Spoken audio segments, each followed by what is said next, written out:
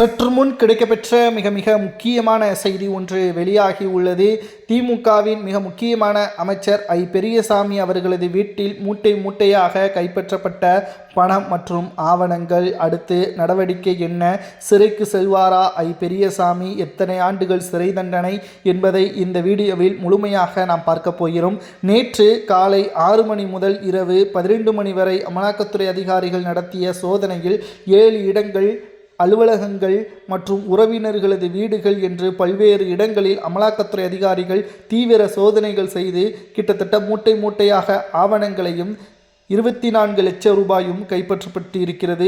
இந்த பணம் மற்றும் ஆவணங்கள் அனைத்துமே பல ஆயிரம் கோடிக்கு மேலாக கணக்கில் வராத பணமா என்ற சந்தேகமும் அமலாக்கத்துறை அதிகாரிகள் சந்தேகத்தின் அடிப்படையில் விசாரணைக்காக சென்னை அமலாக்கத்துறை அலுவலகத்திற்கு திங்கட்கிழமை அன்று நேரடியாக ஐ பெரியசாமி அவர்கள் வர வேண்டும்.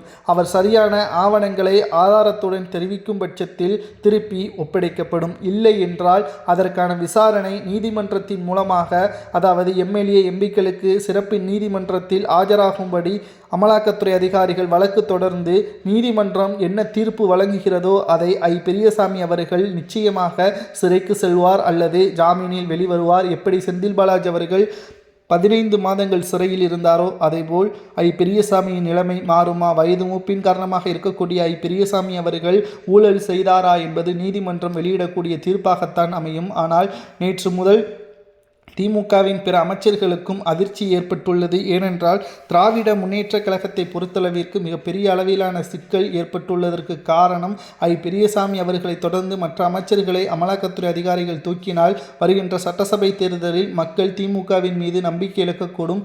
இதனால் அமலாக்கத்துறை அதிகாரிகளது லிஸ்டில் இருக்கக்கூடிய நிர்வாகிகளும் அமைச்சர்களும் தேர்தலில் போட்டியிட வாய்ப்புகள் வழங்கக்கூடாது என்று உதயநிதி அவர்கள் திமுகவின் தலைமையிடம் தெரிவித்திருப்பதாகவும் தற்பொழுது தகவல்கள் கிடைக்கப்பெற்றுள்ளது.